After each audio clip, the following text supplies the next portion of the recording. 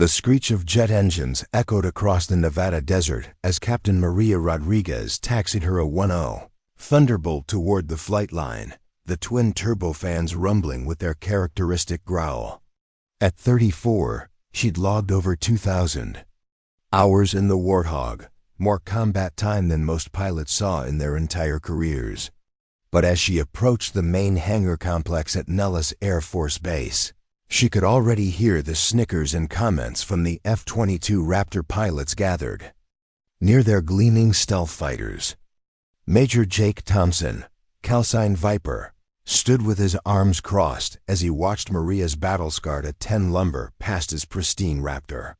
The contrast was stark. His aircraft represented the pinnacle of modern aviation technology, while hers looked like it had been designed in the Stone Age and built from spare parts, which, considering the A-10's reputation for surviving everything the enemy could throw at it, wasn't entirely wrong.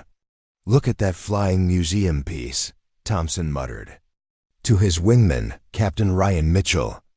"I still can't believe they're letting antiques like that participate in Red Flag. This is supposed to be training for real warfare, not a historical reenactment." Mitchell laughed, his voice carrying across the tarmac. "Maybe they're planning to open an air show after the exercise. Get some vintage warbirds flying around for the tourists." Maria heard every word. She'd been dealing with this attitude for years, ever since she'd transitioned from F-16s to the A-10 5 years ago. The Raptor pilots saw themselves as the elite, the top guns of modern air combat, while they viewed A-10 pilots as glorified bus drivers hauling around a big gun. They lived in a world of beyond visual range combat, stealth technology, and supersonic intercepts. She lived in a world of danger close fire missions, troops in contact, and bringing everyone home alive. The irony wasn't lost on her.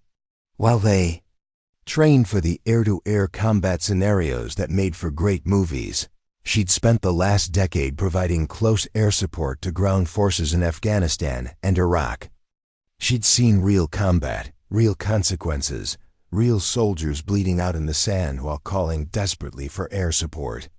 The F-22, for all its technological superiority, had never fired a shot in anger during its entire service life. Before we jump back in, tell us where you're tuning in from. And if this story touches you, make sure you're subscribed, because tomorrow, I've saved something extra special for you. The Officers Club at Nellis buzzed with the usual pre-exercise energy as pilots from various squadrons gathered to discuss the upcoming Red Flag training scenario.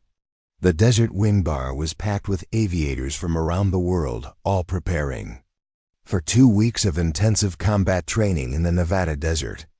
Maria sat alone at the bar, nursing a Coke and reviewing her mission briefings, trying to ignore the increasingly loud conversation happening at the corner table where Thompson's F-22 squadron had claimed their territory. "I'm just saying," Thompson's voice carried over the ambient noise.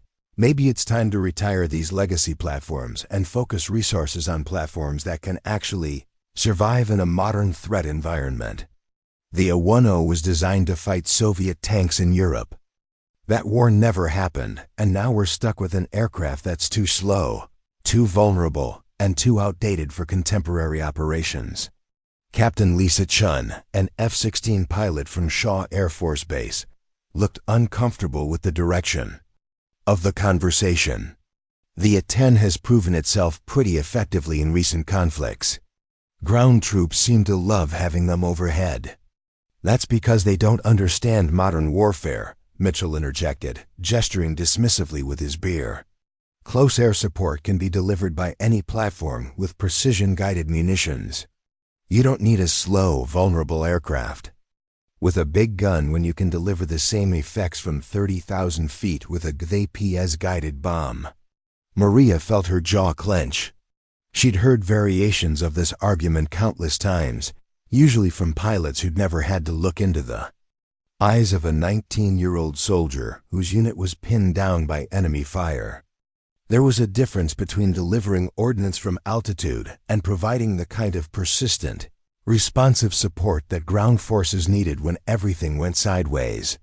Besides, Thompson continued, clearly enjoying his audience, let's be honest about the pilot quality. The best pilots go to air superiority platforms.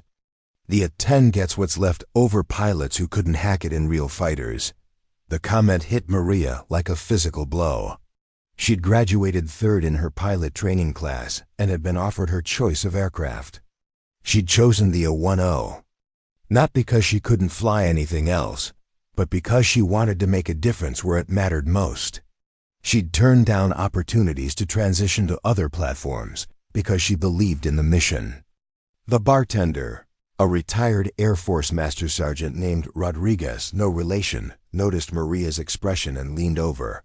"Don't let them get to you, Captain. I've seen a lot of pilots come through here over the years. The loudest ones usually have the least to prove it with." Maria managed a weak smile. "Thanks, Sergeant Rodriguez. It's just frustrating sometimes." "I served with A-10 pilots in Iraq," Rodriguez continued quietly. "Watched them make gun runs that saved my units. More times than I can count. Those F-22 boys are good at what they do, but they've never had someone's life, depending on their ability to put steel on target, within 50 meters of friendly forces." Thompson's voice rose again from across the room. "Look, I'm not trying to be mean about it. I'm sure Rodriguez over there is a perfectly competent pilot. But let's call a spade a spade. The A-10 is a relic, and relic pilots fly relics. It's just the natural order of things."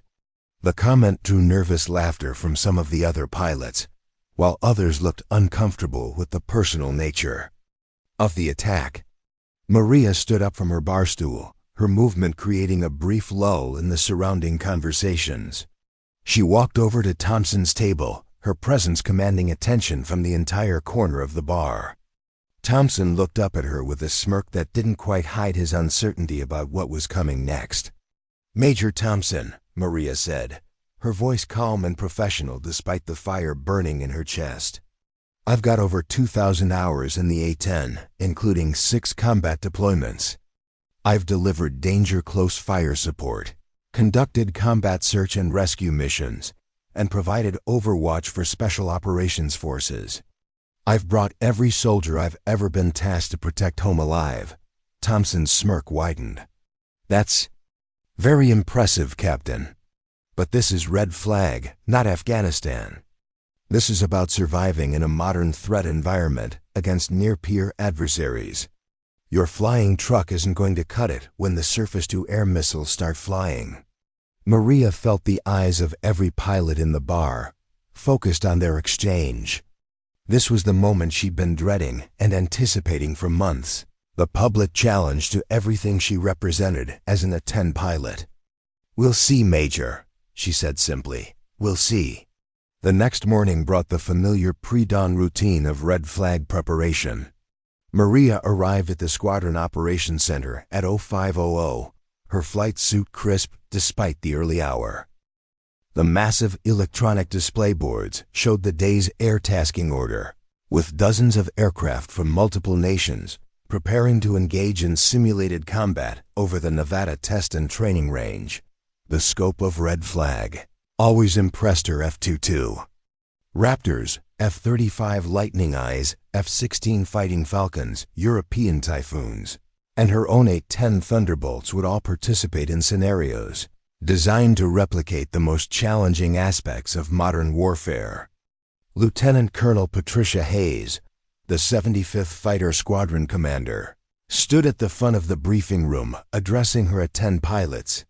Hayes was a legend in the close air support community, with over 3,000 hours in the Warthog and a reputation for getting results in the most demanding situations. Her weathered face bore the marks of someone who had seen real combat, and every A-10 pilot in the room respected her judgment implicitly. "Today marks the beginning of 2 weeks that will test everything we've trained for," Hayes announced, her voice carrying the authority of experience. "The Red Force has been designed to replicate near-peer threat capabilities, including advanced surface-to-air missile systems, electronic warfare platforms, and integrated air defense networks. Our job is to provide close air support to friendly ground forces while surviving in this environment. Maria studied the intelligence briefing slides showing the simulated enemy order of battle. The Red Force opposition included A-20 Gargoyle, surface-to-air missile systems, advanced radar networks, and aggressive electronic jamming capabilities.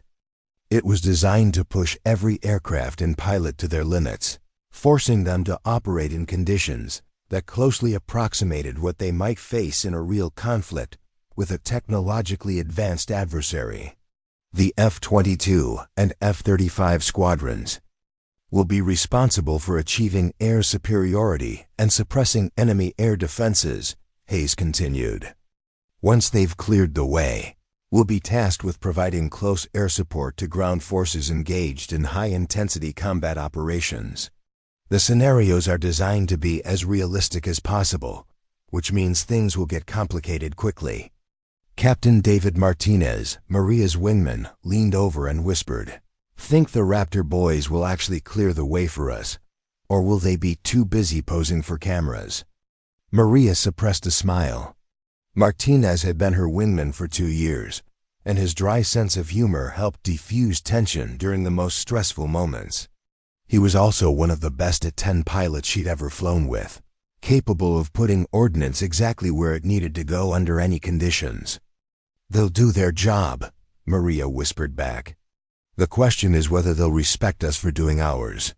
The briefing continued with detailed explanations of the threat environment, communications procedures, and rules of engagement.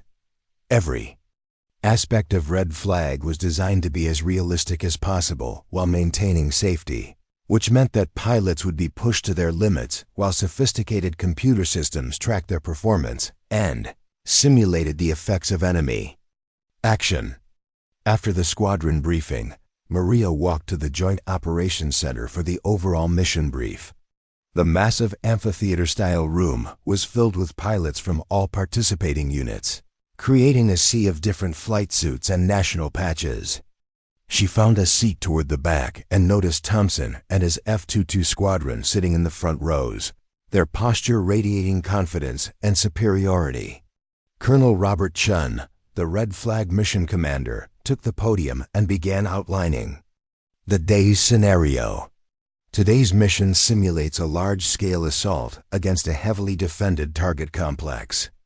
Blue Force will conduct a coordinated strike involving suppression of enemy air defenses, close air support for advancing ground forces, and interdiction of enemy supply lines. Red Force will defend using integrated air defense systems, electronic warfare, and aggressive fighter opposition. The mission was complex, involving multiple phases and requiring precise coordination between different aircraft types. The F-22s would establish air superiority, F-35s would conduct suppression of enemy air defenses, F-16s would provide additional fighter sweep, and the A-10s would follow behind to support ground forces engaged in urban combat operations. Maria studied the target area on the massive display screens. The simulated city was a maze of buildings, narrow streets, and potential civilian areas where precision would be absolutely critical. It was exactly the kind of environment where the A-10's capabilities shined. Low and slow operations requiring perfect coordination with ground forces and the ability to identify and engage targets in complex urban terrain. Ground forces will be represented by Joint Terminal Attack Controllers embedded with simulated friendly units, Colonel Chun explained. They will provide target designation and coordinate fire support requests. Rules of engagement require positive identification of targets and minimize risk to simulated civilian populations. Thompson raised his hand from the front row. "Colonel, what's the timeline for SEAD operations?" "The F-22s can clear the air threat, but we'll need the strike platforms to move quickly once we've established air superiority." The question contained an implicit dismissal of the A-10's capabilities. Thompson was suggesting that the real work would be done by fast-moving strike fighters, with the A-10s relegated to a cleanup role after the important missions were completed. Colonel Chun nodded. Air superiority and seed operations should be completed within the first hour of the exercise. After that, we'll transition to the close air support phase, which will be the focus of the remaining 3 hours. This is where precision and persistence become critical. Maria felt a small surge of satisfaction. The close air support phase would consume 3/4 of the exercise time, emphasizing the importance of her aircraft's mission. While the F-22s might grab headlines with their air-to-air capabilities, the real work of supporting ground forces required the kind of sustained, precise firepower that only the A-10 could provide. After the main briefing, pilots dispersed to their individual aircraft for final preparations. Maria walked across the flight line toward her A-10, tail number 80247, nicknamed Desert Storm by her crew chief. The aircraft had served in multiple combat deployments and bore the scars of real combat operations, including patched bullet holes and replaced panels from surface-to-air missile near misses. Staff Sergeant Michael Torres, her dedicated crew chief, was conducting final inspection of the aircraft's external systems. Torres had been working on A-10s for 12 years and knew every sound, vibration, and quirk of the aircraft better than most pilots. His attention to detail had saved Maria's life on more than one occasion, identifying potential problems before they became critical failures. "How's she looking, Sergeant Torres?" Maria asked as she approached the aircraft. "She's ready to show those fancy jets what real close air support looks like, Captain," Torres replied with a grin. "All systems green, weapons loaded and checked, and she's carrying enough fuel for extended loiter time. The GAU-8 is loaded with mixed ammunition armor-piercing and high-explosive incendiary rounds." Maria conducted her own pre-flight inspection, checking control surfaces, weapons pylons, and engine intakes. The A-10 was not a beautiful aircraft by conventional standards, but Maria found beauty in its purposeful design. Every component was built for survivability and effectiveness in the close air support role. The titanium bathtub surrounding the cockpit could withstand direct hits from anti-aircraft artillery. The redundant flight control systems could keep the aircraft flying even with major battle damage. The GAU-8 cannon, built around the aircraft rather than added to it, could penetrate any armored vehicle on the battlefield.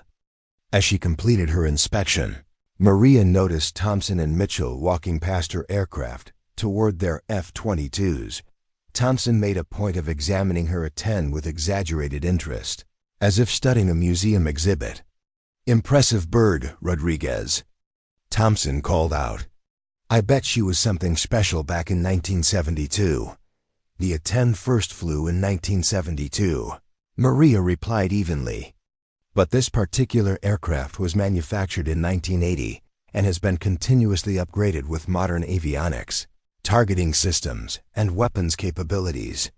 She's probably carrying more advanced technology than you realize." Mitchell laughed. "Technology can only do so much when the basic platform is fundamentally limited. Speed is life in modern combat. If you can't get to the fight quickly, you can't contribute meaningfully to the outcome." "Speed is useful," Maria acknowledged. "But so is persistence, precision, and the ability to operate in close proximity to friendly forces."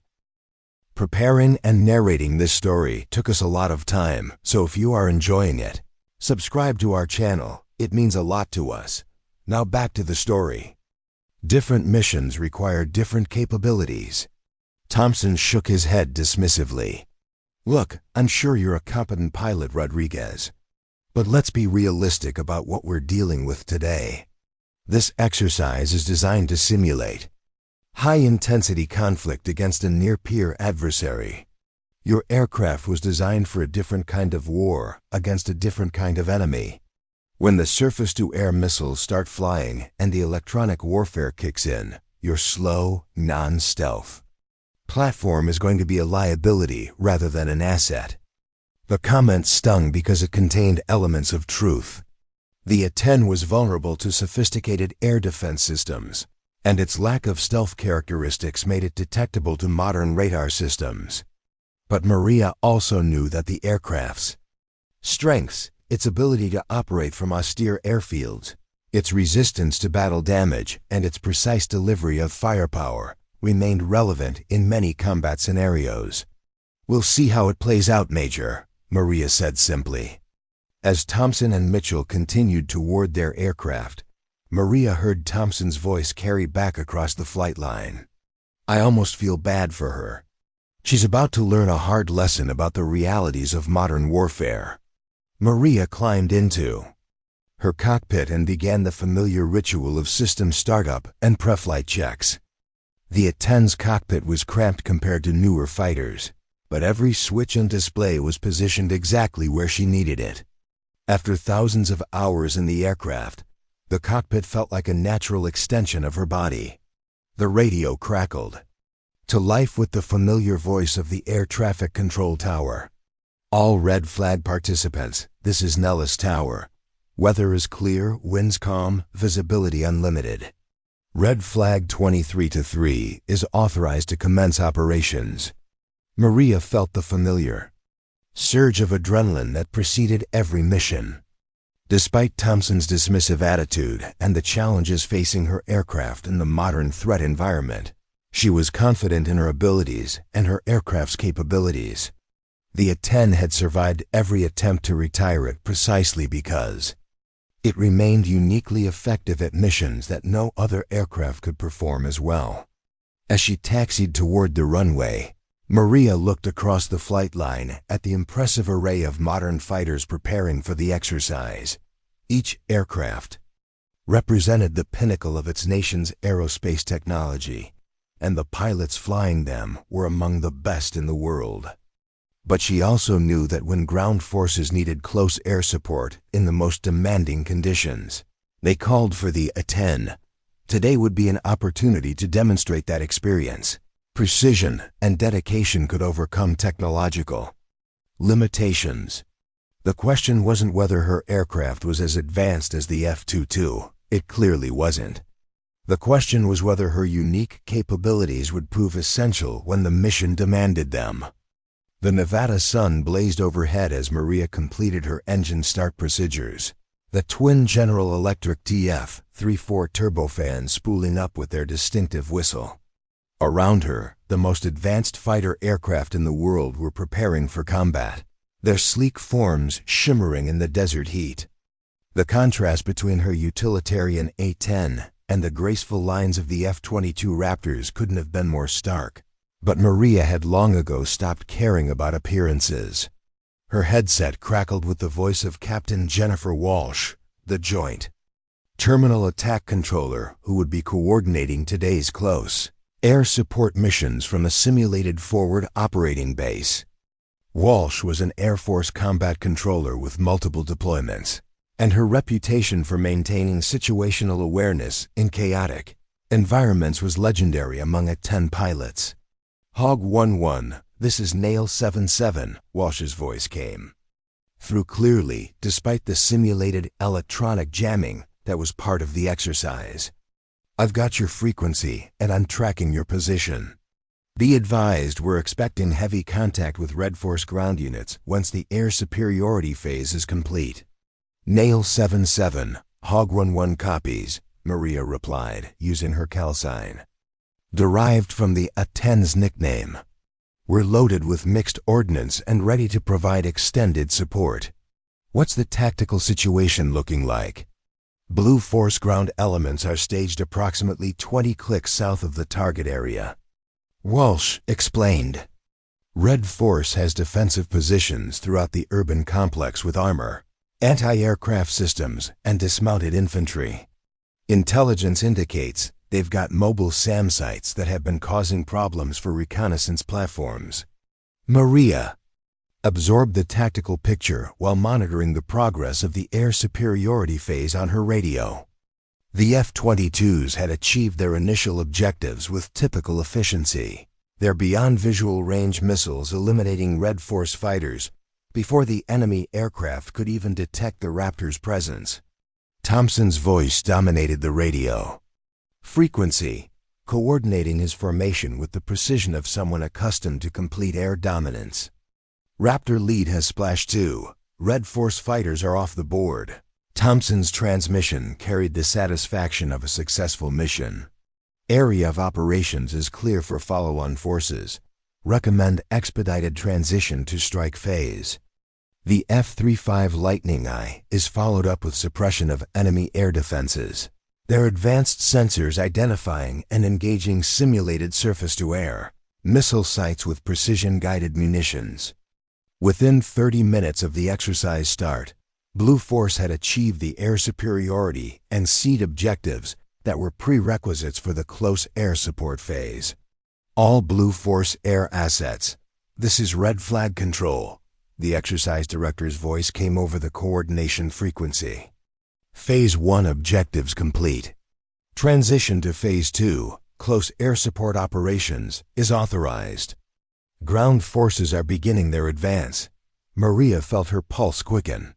This was the moment she had been preparing for, when the careful planning and coordination would give way to the dynamic, rapidly changing demands of supporting troops in contact. Unlike the air-to-air phase, where engagements were measured in seconds and decided by superior technology, close air support required sustained presence, intimate coordination with ground forces, and the ability to deliver precise firepower in close proximity to friendly troops. Hog flight, this is Hog lead. Maria transmitted to her 4-ship formation of A-10s. We're cleared hot for Phase 2 operations. Remember, this is about precision and persistence. Stay sharp and watch. You're targeting. Captain Martinez's voice came back immediately. Hog 1-2 is ready. Let's show them what close air support really looks like. The other 2 A-10 pilots in the formation, Captain Lisa Park and Captain James Wilson, acknowledged their readiness. Both were experienced combat veterans who had flown multiple deployments in support of ground operations. Park had distinguished herself during operations in Syria, while Wilson had earned a Distinguished Flying Cross for his actions supporting Special Operations Forces in Afghanistan. As Maria's flight approached the target area, she could see the complexity of the simulated urban environment below.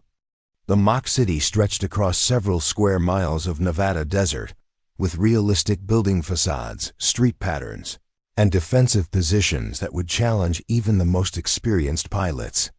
Smoke generators created realistic battlefield effects, while sophisticated tracking systems monitored the simulated engagement between blue and red forces. Nail 7-7, Hog 1-1 is approaching your area with a 4-ship of Hogs, Maria transmitted.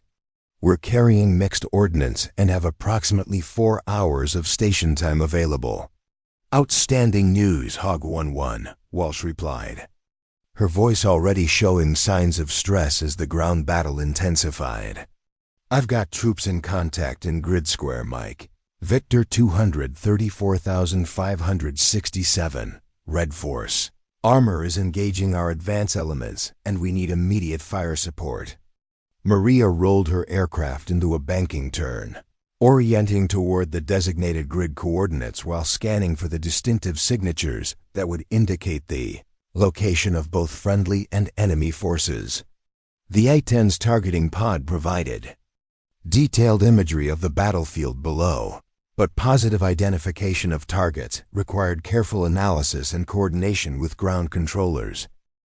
Hog 1-1 has eyes on the target area, Maria reported after acquiring the tactical picture. I'm seeing what appears to be 3 Red Force armored vehicles in defensive positions, approximately 400 meters northwest of the blue smoke, marking friendly positions. That's affirmative, Hog 1-1, Walsh confirmed. Those are T-80 main battle tanks in prepared positions. They've got direct fire on our advancing troops, and we need them neutralized immediately. You're cleared. Hot. Maria lined up for her attack run, the familiar weight of combat responsibility settling over her like a well-worn flight jacket. The simulated nature of the exercise didn't diminish the importance of proper procedures and precise execution. Mistakes made in training often became fatal errors in real combat, and every repetition was an opportunity to reinforce good habits. Hog 1-1 is in hot, Maria announced as she rolled into her attack dive. Engaging westernmost target with GA-U-8, the A-10's nose-mounted GA-U-8A. Avenger cannon was the largest automatic cannon ever mounted on an aircraft, capable of firing 3,900 rounds per minute of 30 mm depleted uranium ammunition. The weapon was so powerful that the aircraft had been designed around it, with the landing gear offset to make room for the massive gun system. Maria centered the target in her heads-up display and squeezed the trigger. The cannon erupted in a distinctive sound that ground troops called the brrt, sending a stream of armor-piercing rounds toward the simulated tank position. The exercise scoring system immediately registered multiple hits, indicating a successful engagement. Good hit, good hit. Walsh's excited voice confirmed the success. Target destroyed. I need you to shift fire to the remaining 2 tanks, same target area. Maria pulled off target and set up for another attack run while Martinez moved into position for his own engagement. The coordination between the two A-10 pilots was seamless, each providing cover for the other while maintaining awareness of friendly ground positions and potential threats. Hog 1-2 is rolling in on the center target, Martinez announced. GA-U-8, 30 seconds. As Martinez engaged his target, Maria noticed movement on her targeting display that made her blood run cold. A mobile surface-to-air missile system, camouflaged among the buildings, was tracking Martinez's aircraft as he completed his attack run. The SAM site hadn't been identified during the pre-mission briefing, and its position put it in perfect. Positioned to engage the A-10s as they completed their low-altitude attacks. Hog 1-2, break right, Maria shouted into her radio. SAM site, you're 7 o'clock, tracking. Martinez immediately initiated evasive maneuvers, pulling his aircraft into a violent right turn while dispensing chaff and flares. The simulated SF-15 Gauntlet surface-to-air missile system fired, its infrared-guided missiles seeking the heat signature of the A-10's engines.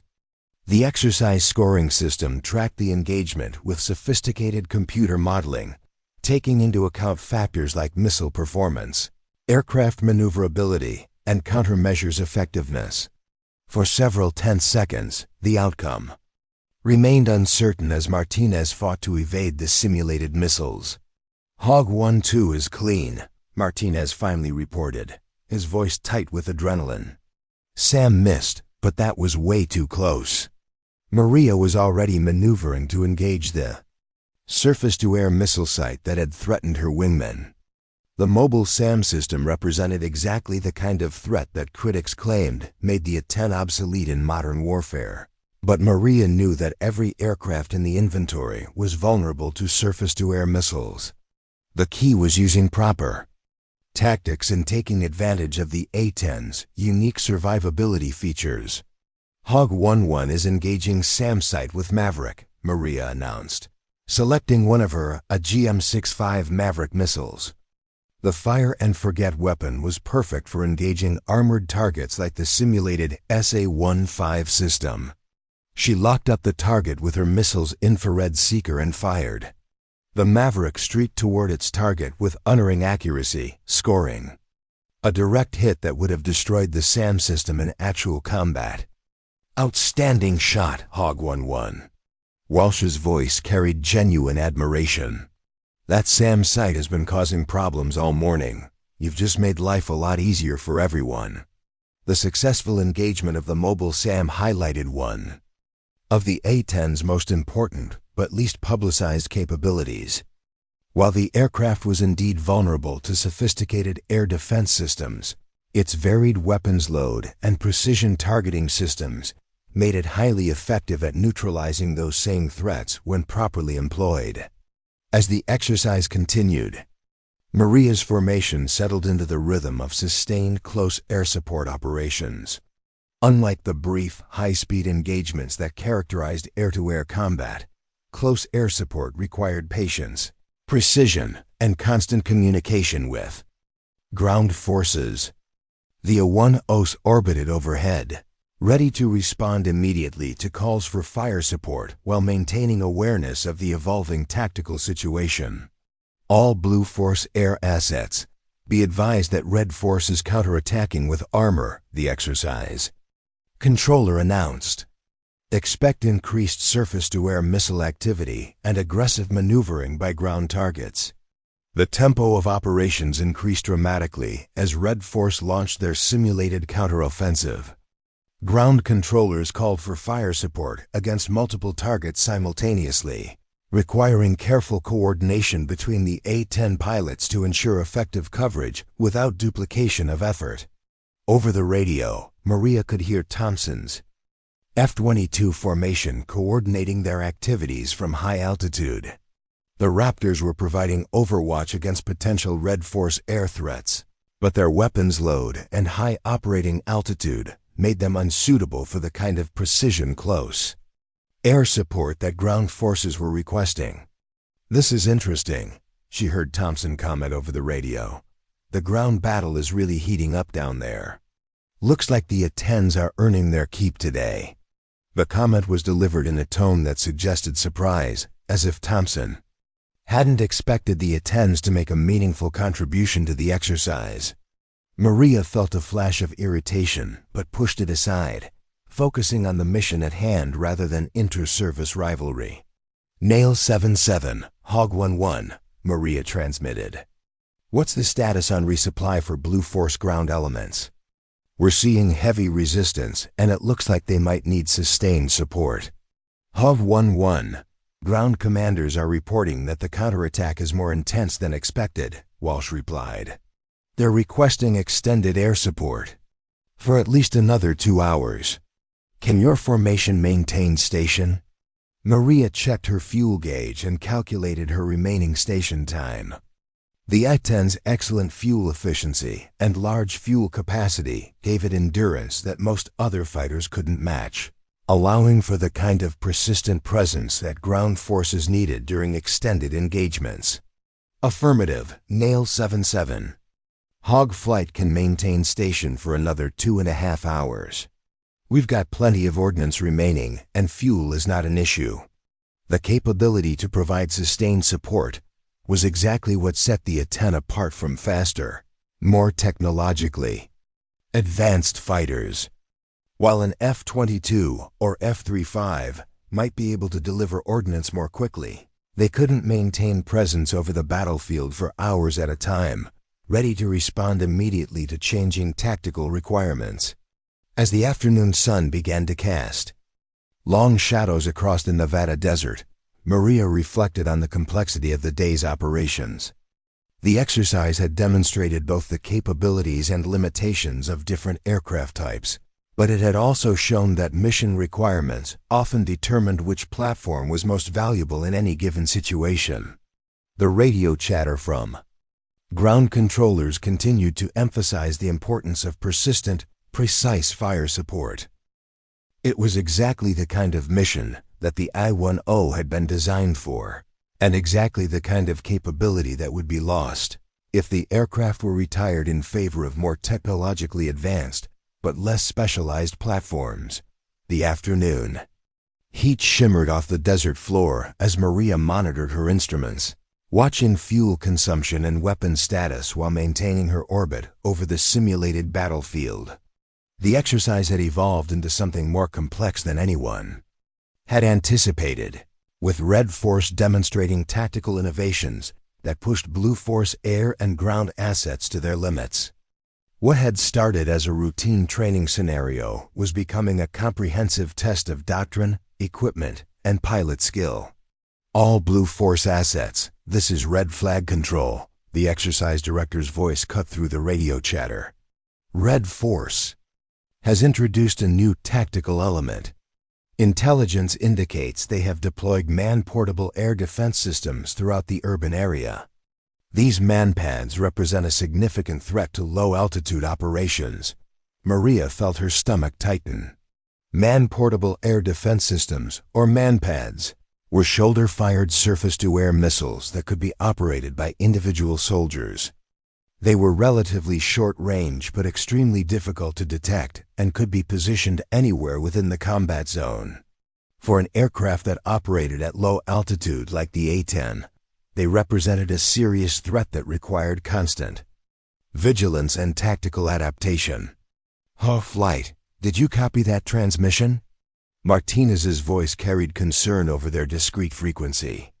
MANPADS change everything about how we approach targets.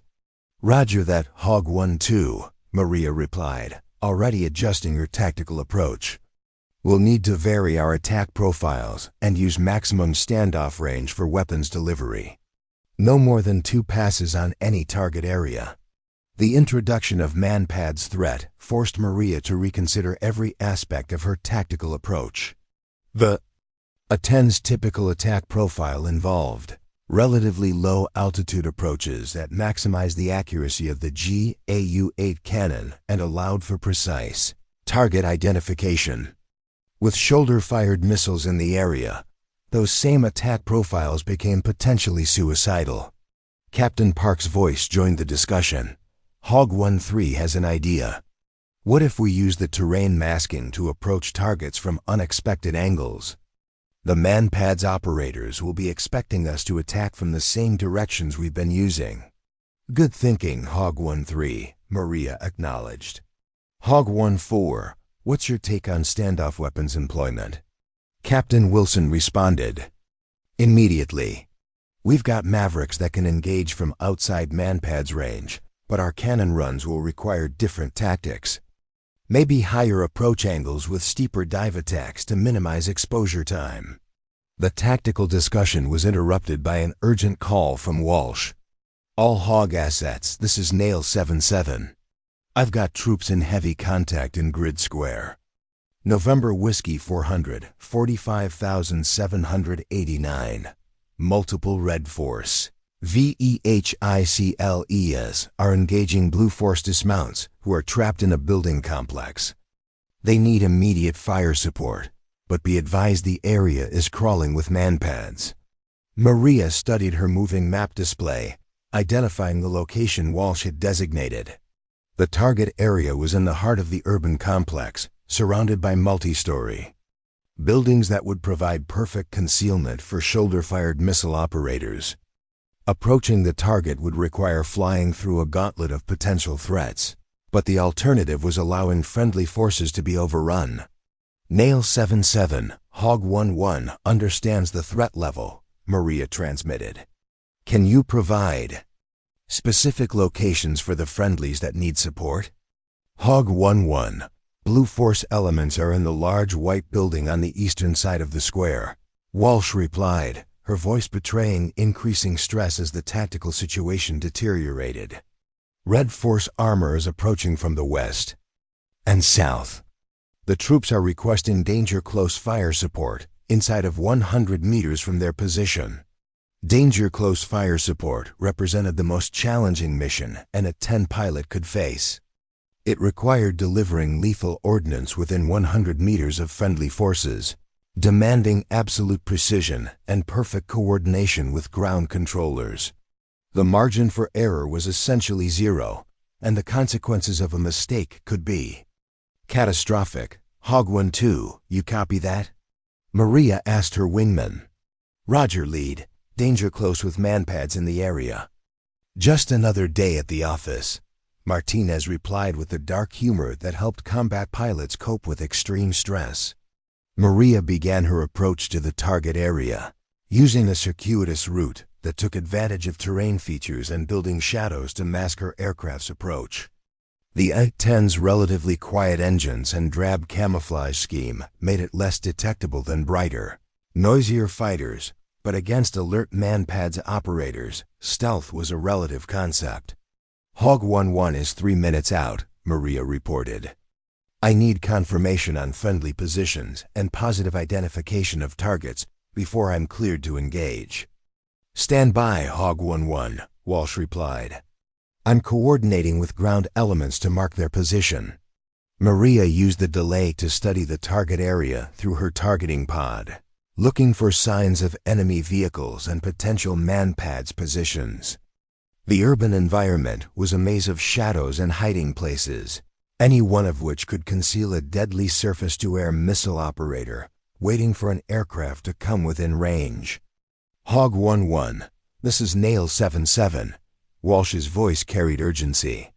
Blue Force is marking their position with infrared strobe. Do you have eyes on? Maria switched her targeting pod to infrared mode and immediately spotted the distinctive signature of the infrared marker. The friendly forces were indeed in the white building Walsh had identified, and she could see Red Force armored vehicles approaching their position from multiple directions. I've got the IR strobe and I can see Red Force vehicles, Maria confirmed. I count 3 BTR-80 armored personnel carriers and what looks like a T-72 main battle tank. They're approximately 150 meters from the friendly position. That's correct, Hog 1-1. You're cleared hot on the armored vehicles, danger close, friendly position, marked by IR strobe. Maria rolled into her attack, acutely aware that she was flying into a potential kill zone filled with man-pads threats. Her approach angle was steeper than normal, designed to minimize her time at low altitude while still allowing for accurate weapons delivery. She selected a Maverick missile for the initial engagement, preferring the standoff capability it provided. Hog 1-1 is in hot engaging lead BTR with Maverick, she announced. The infrared-guided missile streaked toward its target with lethal accuracy, impacting the lead armored vehicle with a brilliant flash that lit up Maria's targeting display. The simulated BTR-80 was immediately scored as destroyed by the exercise monitoring systems. Good hit, Walsh confirmed. Beta. Destroyed. Engage remaining vehicles, you're still cleared hot. Maria pulled off target and immediately began maneuvering for her next attack. As she rolled into position for a cannon run against the remaining vehicles, her threat warning system suddenly came alive with urgent audio warnings. A man-pads operator had achieved lock-on and was preparing to fire. Hog 1-1 is defensive, Maria called, immediately initiating evasive maneuvers while dispensing chaff and flares. The shoulder-fired missile launched from a rooftop position she hadn't detected, its heat-seeking warhead tracking toward her aircraft's engine signature. The next few seconds seemed to stretch into hours as Maria fought to evade the incoming missile. She pulled her aircraft into a violent diving turn, using the A-10's excellent low-speed handling characteristics to change her heat signature and flight path. Flares streamed behind her aircraft, creating decoy targets for the missile's infrared. Seeker. Missile in the air, missile in the air. Martinez's voice cut through the chaos. Hog 1-1, break left. Maria followed her wingman's guidance, turning even more aggressively as the simulated missile closed the distance. The exercise scoring system tracked every aspect of the engagement, calculating probabilities based on missile performance, aircraft maneuvers, and countermeasures effectiveness. After what felt like an eternity, her threat warning system finally went quiet. The missile had missed, its seeker apparently confused by her evasive maneuvers and countermeasures. But the near miss had cost precious time and altitude, and the Red Force armored vehicles were still threatening friendly positions. Hog 1-1 is clean, she reported, breathing heavily from the adrenaline surge, continuing the attack. Negative, Hog 1-1. Came an unexpected voice over the radio. It was Thompson, monitoring the engagement from his high altitude. Perch. You're too vulnerable down there. Let the F-35s handle this with precision-guided munitions from altitude. Maria felt a flash of anger at Thompson's intervention. The F-35s were excellent aircraft, but they weren't currently available for immediate response, and the ground forces needed fire support now. Not in 20 minutes when the lightning eyes could be vectored to the target area. Raptor lead, Hog. 1-1 appreciates the suggestion, Maria replied tersely. but we've got troops in contact who need immediate support. We can handle the manpad's threat." "Negative, that's not a request." Thompson's voice carried command authority. "I'm senior officer on station, and I'm directing you to abort your attack. The risk isn't worth it for a training exercise." The radio channel fell silent as other pilots listened to the unprecedented exchange. It was extremely unusual for a pilot from one aircraft type to override the tactical decisions of pilots from another platform, especially when those pilots had specific expertise in the mission being performed. Maria found herself at a crossroads that would define not just her performance in the exercise, but potentially her entire relationship with the broader fighter community. She could comply with Thompson's directive and abort the attack, which would leave friendly forces in a desperate situation, but would avoid further confrontation with the F-22 pilot. Alternatively, she could continue the mission based on her assessment that the tactical situation demanded immediate action. "All stations, this is red flag control." The exercise director's voice provided an unexpected resolution to the conflict. "The tactical situation requires immediate close air support. Aircraft commanders are authorized to make tactical decisions based on their assessment of mission requirements and acceptable risk levels." The message was clear. The exercise controllers wanted the scenario to play out based on pilots' tactical judgment rather than inter-service politics. Maria felt a surge of relief that she could focus on the mission rather than command authority disputes. "Copy red flag control," she transmitted. "Hog 1-1 is continuing the attack." She rolled back toward the target area, this time approaching from a different angle to avoid the manpad's position that had engaged her earlier.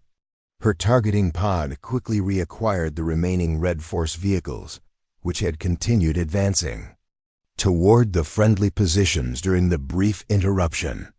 "Nail 7-7, Hog 1-1 is re-engaging," Maria announced. "I've got eyes on 2 remaining BTRs and the tank." "What's the current distance from friendly positions?" "Current separation is approximately 120 meters and decreasing," Walsh replied. "Urgently. Blue Force is requesting immediate fires. Danger close authorization remains in effect."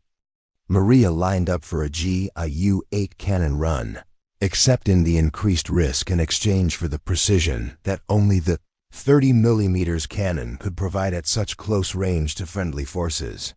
The Maverick missiles were excellent weapons, but they're explosive. Warheads created fragmentation patterns that could endanger troops at danger-close distances. "Hog 1-1 is in hot with GAU-8, she announced, diving toward the target area while scanning for additional manpads threats. The cannon erupted in its distinctive roar, sending a stream of armor-piercing rounds toward the lead BTR. Her aim was perfect, and the exercise scoring system immediately registered multiple hits that would have destroyed the vehicle in actual combat. "Direct hit," Walsh confirmed. "BTR destroyed." "You've got one more BTR and the tank still active." Maria pulled off target and set up for another attack run, adrenaline sharpening her focus despite the threat environment. This was exactly the kind of mission the A-10 had been designed for, and exactly the kind of situation where no other aircraft could provide the same combination of precision, persistence, and survivability. As she maneuvered for her next attack, she noticed Martinez moving into position to engage the remaining targets. Her wingman had been monitoring the entire engagement and was ready to complete the mission if Maria's aircraft was damaged or forced to abort. "Hog 1-2 is rolling in on the tank," Martinez announced. "GAU-8 30 seconds. The coordination between the two A-10 pilots was seamless, each covering for the other while maintaining awareness of the threat environment and friendly positions. It was exactly the kind of tactical proficiency that came from years of training together and shared combat experience. Martinez's attack was as precise as Maria's, with his cannon rounds finding their target and scoring a direct hit on the simulated tank. The remaining BTR, apparently recognizing the futility of continuing the attack, began withdrawing from the area. "Outstanding work, Hog Flight." Walsh's voice carried genuine relief and admiration. "All Red Force vehicles neutralized. Blue Force is secure." That was some exceptional flying under very challenging conditions.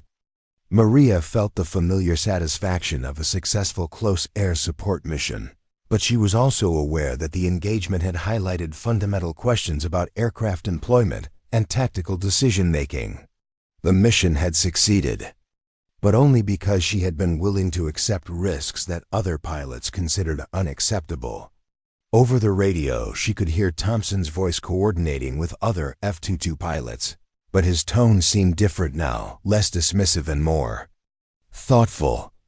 The engagement had demonstrated capabilities that couldn't be measured in terms of speed or stealth, and even the most advanced fighters couldn't replace the unique combination of persistence, precision, and survivability that the A-10 provided. The exercise debrief room buzzed with the familiar post-mission energy as pilots from all participating squadrons filed in for the comprehensive analysis of red flag operations. The massive screens at the front of the room displayed detailed tracking data from the day's missions, showing flight paths, weapons employment, and tactical decisions made by every aircraft in the exercise. Maria took a seat toward the middle of the room, still feeling the adrenaline residue from the intense close air support missions that had defined her day. Colonel Chun stood at the podium, his expression reflecting the complexity of what had transpired during the exercise. Today's operations demonstrated both the capabilities and limitations of integrated air operations in a contested environment. He began, his voice carrying the authority of someone who had witnessed decades of tactical evolution. "We saw exceptional performance across all platforms, but we also identified areas where our current doctrine and inter-platform coordination need refinement." The colonel clicked to the first analysis slide, showing the overall timeline of the exercise. Phase 1. Air superiority operations was completed ahead of schedule with minimal losses. The F-22 Raptors achieved their objectives efficiently and established the air dominance necessary for follow-on operations. Thompson nodded from his position in the front row, clearly satisfied with his squadron's performance. The F-22s had indeed performed exactly as advertised, eliminating Red Force air threats with their characteristic beyond visual range capabilities and stealth advantages. Phase 2, suppression of enemy air defenses, was similarly successful, Colonel Chun continued. The F-35 Lightning Eyes identified and engaged fixed SAM sites, using their advanced sensor capabilities and precision-guided munitions. Maria noticed that the briefing so far had focused on the more traditional aspects of the exercise, the missions that validated existing doctrine and demonstrated the superiority of advanced technology platforms. She wondered how the colonel would address the more complex tactical situations that had emerged during the close air support phase. Phase 3, close air support operations, presented unique challenges that tested our tactical flexibility and inter-platform coordination. Colonel Chun said, clicking to a slide that showed the complex urban battlefield where Maria's formation had operated. The introduction of manpads threats and the requirement for danger close fire support created conditions that pushed our pilots and aircraft to their operational limits. The room fell quiet as pilots focused on the analysis that would define their understanding of the day's most challenging missions. Maria could feel the attention of the room shifting toward the A-10 operations, which had been the most controversial and dynamic aspect of the entire exercise. The A-10 Thunderbolt formations demonstrated exceptional tactical flexibility and mission effectiveness under extremely challenging conditions. Colonel Chun announced, his words carrying weight in the suddenly silent room. Operating in a manpad-saturated environment while providing danger-close fire support, the A-10 pilots achieved a 100% mission success rate with 0 simulated losses. Maria felt a surge of pride, but she also noticed Thompson shifting uncomfortably. in his seat. The statistical analysis was clearly not matching his preconceptions about the A-10's capabilities in a modern threat environment. Let's examine the tactical decisions made during the most complex engagement of the day. Colonel Chun continued, clicking to a detailed replay of Maria's mission against the Red Force armor threatening friendly positions. Hog 1-1 was faced with a tactical dilemma that required balancing mission requirements against threat exposure. The large screen showed a god's-eye view of Maria's approach to the target area, including the positions of man-pads threats, friendly forces, and enemy armored vehicles. The complexity of the tactical situation was immediately apparent to everyone in the room, with multiple threats and constraints creating a challenging decision matrix. The A-10 pilot chose to continue the mission despite man-pads engagement and recommendations to abort from other aircraft. Colonel Chun explained, his tone carefully neutral. The tactical analysis shows that this decision was based on sound judgment regarding mission priorities, threat assessment, and aircraft capabilities. Thompson raised his hand from the front row. Colonel, with respect, wasn't that decision unnecessarily risky? We had other assets available that could have handled the mission with less exposure to enemy fire. Colonel Chun nodded, clearly anticipating the question. That's an excellent point, Major Thompson. Let's examine the tactical alternatives that were available at the time of the engagement. The screen changed to show the positions of all Blue Force aircraft during the critical phase of the mission. F-35s were operating in a different sector. F-16s were conducting interdiction missions against Red Force supply lines, and the F-22s were maintaining high-altitude overwatch for potential air threats. Analysis shows that no other aircraft were available to provide immediate fire support to the endangered ground forces, Colonel Chun explained. The nearest F-35s were 30 minutes away from the target area, and their weapons load was optimized for fixed targets rather than mobile armor. Maria watched Thompson's expression as the tactical reality became clear. The criticism of her decision-making was based on theoretical alternatives that hadn't actually existed during the time-critical situation on the ground. Furthermore, Colonel Chun continued, the precision required for danger-close fire support made the A-10's capabilities uniquely suited to the mission requirements. The GAU-8 cannon provided the accuracy necessary to engage targets within 120 meters of friendly forces without causing fratricidal casualties. Captain Walsh, the Joint Terminal Attack Controller who had coordinated the mission, stood up from her seat in the back of the room. Colonel, if I may add some perspective from the ground controller's viewpoint. Please do, Captain Walsh. Colonel Chun replied. From my position coordinating with the ground forces, the A-10s provided exactly the kind of responsive, persistent fire support that made the difference between mission success and potential catastrophe, Walsh said, her voice carrying the conviction of someone who had witnessed the engagement firsthand. The ability to maintain station time, coordinate closely with ground elements, and deliver precise fires in close proximity to friendlies is something that no other platform in our inventory can match. The room absorbed Walsh's testimony with the respect due to someone whose professional judgment was based on extensive combat experience. As a JTAC, her perspective on close air support effectiveness carried significant weight among the pilot community. Colonel Chun clicked to the next slide, showing comparative statistics for different aircraft types during the exercise. The data confirms several important points about platform capabilities and mission effectiveness. The F-22s achieved air superiority efficiently and maintained overwatch throughout the exercise. The F-35s demonstrated excellent precision in engaging fixed targets and provided effective seed capabilities. Maria noticed that Thompson was listening more intently now, his initial defensiveness replaced by genuine interest in the analytical results. The A-10s, however, demonstrated unique capabilities in several areas, Colonel Chun continued. Station time averaged 3.2 2 hours per sortie compared to 1, 4 hours for F-35s and 0, 8 hours for F-22s.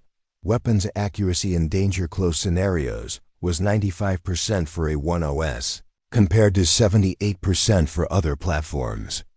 Most significantly, response time to troops in contact calls averaged 2 minutes for A-10s, compared to 23 minutes for other available assets. The statistics painted a clear picture of complementary capabilities rather than competitive platforms.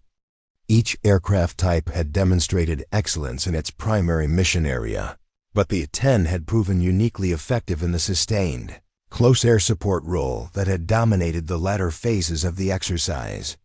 Lieutenant Colonel Hayes, Maria's squadron commander, stood up to address the room. "Colonel Chun, I'd like to add that the performance we saw today from our A-10 pilots represents years of specialized training and combat experience. The tactical decision-making, threat assessment, and weapons employment demonstrated today don't happen by accident." "That's an excellent point, Colonel Hayes," Chun replied. "The human factor in these complex tactical situations cannot be overstated. Experience, judgment, and specialized training often matter more than raw platform performance specifications." Maria felt a growing sense that the exercise had accomplished something beyond its original training objectives. The complex tactical situations and inter-platform coordination challenges had forced everyone to confront assumptions about aircraft capabilities and pilot roles that might not have been examined otherwise.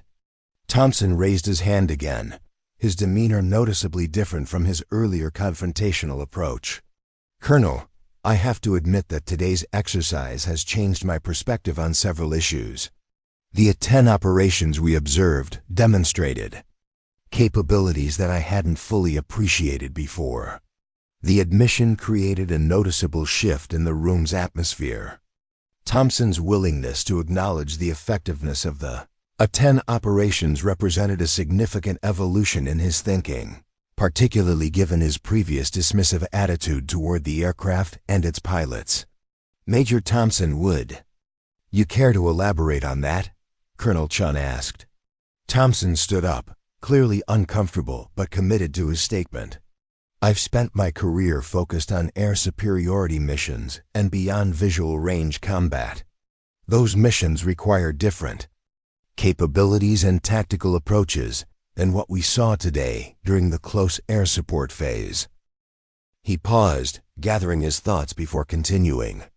"What I observed today was a level of tactical flexibility and mission focus that impressed me.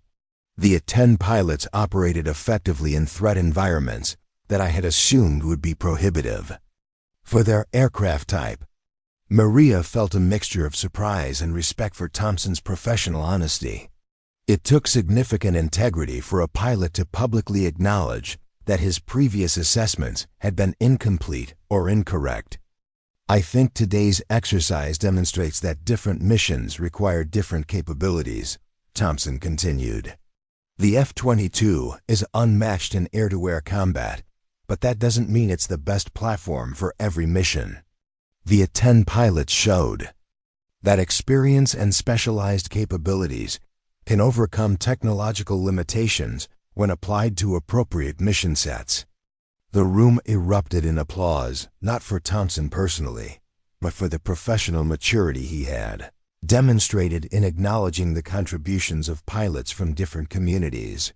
It was exactly the kind of joint service cooperation that Red Flag was designed to foster. Colonel Chun smiled as the applause died down. "Major Thompson has articulated something that's crucial for our understanding of modern air operations. We don't have good aircraft and bad aircraft. We have different aircraft optimized for different missions. The key is understanding how to employ each platform where it can be most effective." Maria found herself thinking about the broader implications of the day's events. The exercise had demonstrated that the A-10's critics weren't necessarily wrong about the aircraft's limitations, but they had been incomplete in their assessment of its capabilities. Similarly, her own initial resentment of Thompson's attitude had been based on an incomplete understanding of his perspective and professional background. Captain Martinez leaned over and whispered, "Think this changes anything about how they see us?" Maria considered the question carefully. "I think it changes how we see each other," she replied quietly. "And maybe that's more important." Colonel Chun continued the debrief with detailed analysis of individual engagements, lessons learned, and recommendations for future training. The technical aspects of the discussion were valuable, but Maria found herself more interested in the human dynamics that had evolved throughout the day. As the formal debrief concluded, pilots began filing out of the room in small groups, discussing the day's events and planning for the evening's social activities. Maria was gathering her notes when Thompson approached her, his expression serious, but not hostile. "Captain Rodriguez, do you have a minute?" he asked. "Of course, Major," Maria replied, curious about what he wanted to discuss. Thompson looked around to ensure they had relative privacy before speaking. "I owe you an apology for my behavior over the past few weeks, and particularly for my radio calls during today's mission." Maria was surprised by his directness. "Major, we all have strong opinions about our aircraft and missions. No apology necessary." "Actually, there is," Thompson insisted. "I let my assumptions about your aircraft influence my assessment of your capabilities as a pilot. That was unprofessional and unfair." He paused, clearly choosing his words carefully. "What you accomplished today, particularly during that man-pads engagement, was exceptional flying.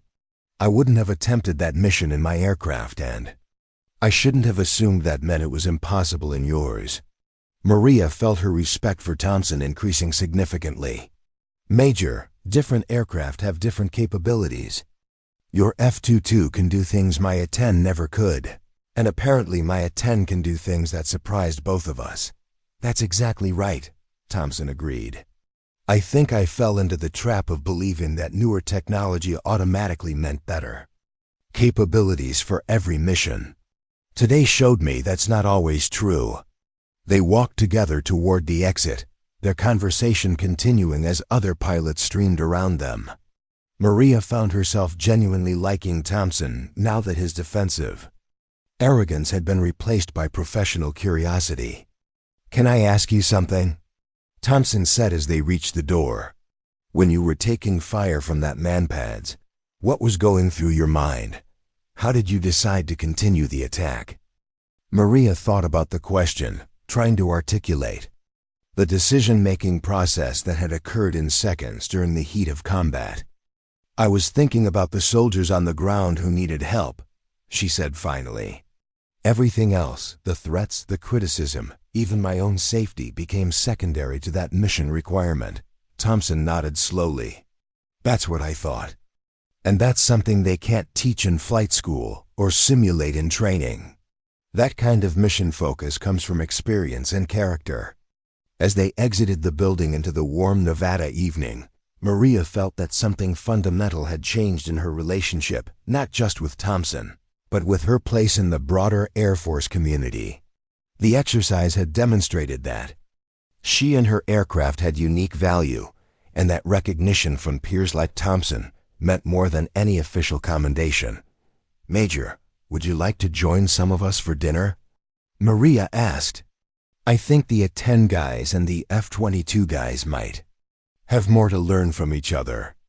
Thompson smiled, the first genuinely warm expression she had seen from him. "I'd like that, Captain. I'd like that very much." As they walked across the base toward the officers' club, Maria reflected on the day's events and their broader significance. The exercise had been designed to test aircraft capabilities and tactical procedures, but it had accomplished something more important. It had fostered mutual respect and understanding between pilots from different communities. The setting sun painted the Nevada mountains in brilliant shades of orange and red, creating a spectacular backdrop for the end of a day that had changed her perspective on military aviation and her place within it. Tomorrow would bring new training scenarios and new challenges, but tonight was for celebrating the successful completion of missions that had pushed everyone to their limits and demonstrated the best qualities of American military aviation. The Officers' Club was already bustling with pilots from the day's exercise, their conversations animated by the adrenaline and satisfaction of challenging flying. Maria and Thompson joined a mixed group of A-10, F-22, and F-35 pilots, their presence together symbolizing the kind of joint cooperation that made the American air power system the most effective in the world. As she listened to the technical discussions and war stories that filled the evening air, Maria realized that today's exercise had accomplished something that went far beyond training objectives. It had demonstrated that mutual respect, professional competence, and mission focus could overcome preconceptions and inter-service rivalries. The sky was big enough for all of them, and each pilot and aircraft had a role to play in the complex symphony of modern air operations. Up next, you've got two more standout stories right on your screen. If this one hit the mark, you won't want to pass these up. Just click and check them out.